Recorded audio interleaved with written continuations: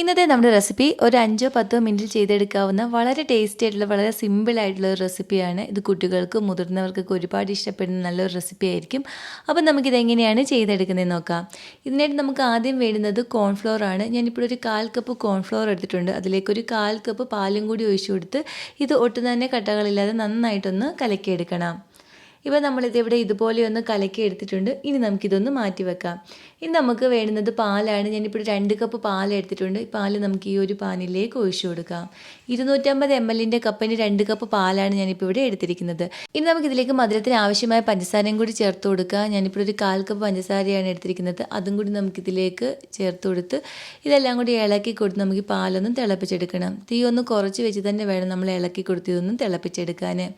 അതുപോലെ തന്നെ നിങ്ങൾക്ക് വീഡിയോ ഇഷ്ടപ്പെടുകയാണെങ്കിൽ ഇതുപോലുള്ള റെസിപ്പികൾക്കായി ചാനൽ സബ്സ്ക്രൈബ് ചെയ്യാനും നിങ്ങളുടെ അഭിപ്രായം വീഡിയോയുടെ താഴെ കമൻറ്റായിട്ട് അറിയിക്കാനും മറക്കല്ലേ. ഇനി നമുക്കിതിലേക്ക് നമ്മളിവിടെ കലക്കി വെച്ചിരിക്കുന്ന ഈ കോൺഫ്ലോറിൻ്റെ മിക്സ് കൂടി നമുക്കിതിലേക്ക് ഒഴിച്ചു കൊടുത്ത് ഇളക്കി കൊടുക്കാം. ഈ ഒരു മിക്സ് ഒഴിച്ചു കൊടുത്ത് ഉടനെ തന്നെ നമ്മൾ ഇളക്കി കൊടുക്കണം, അല്ലെങ്കിൽ ഇത് കട്ട പിടിക്കാനുള്ള ചാൻസ് ഉണ്ട്.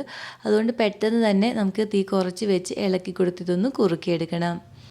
ഈ ഒരു പരുവായി വരുമ്പോൾ നമുക്ക് ഫ്ലെയിം ഓഫ് ചെയ്ത് കൊടുക്കാം.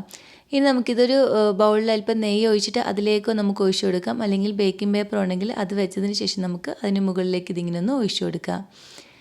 ഇനി ഇതൊന്ന് ലെവലാക്കി കൊടുത്തതിന് ശേഷം വെളിയിൽ വെച്ച് ഇതിൻ്റെ ചൂടൊന്ന് മാറിയിട്ട് നമുക്ക് ഫ്രിഡ്ജിൽ താഴത്തെ തട്ടിൽ ഒരു 2 മണിക്കൂർ ഇതൊന്ന് സെറ്റാകാൻ വേണ്ടി മാറ്റി വയ്ക്കണം.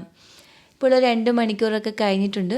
ഇനി നമുക്കിത് കട്ട് ചെയ്തെടുക്കാം. ഏത് ഷേപ്പിൽ വേണമെങ്കിലും നമുക്കിത് കട്ട് ചെയ്തെടുക്കാവുന്നതാണ്. ഞാനിപ്പോൾ ഇവിടെ അല്പം പാൽപ്പൊടി എടുത്തിട്ടുണ്ട്. അതുകൊണ്ട് കൂടി നമുക്കൊന്ന് കോട്ട് ചെയ്തെടുക്കാം. എല്ലാ പീസും നമുക്ക് ഇതുപോലെ ഒന്ന് കോട്ട് ചെയ്തെടുക്കണം. അങ്ങനെ പാലും പാൽപ്പൊടിയൊക്കെ വെച്ചിട്ട് വളരെ സിമ്പിളായിട്ട് ചെയ്തെടുക്കാവുന്ന വളരെ ടേസ്റ്റിയുള്ള റെസിപ്പി ഇവിടെ റെഡി ആയിട്ടുണ്ട്.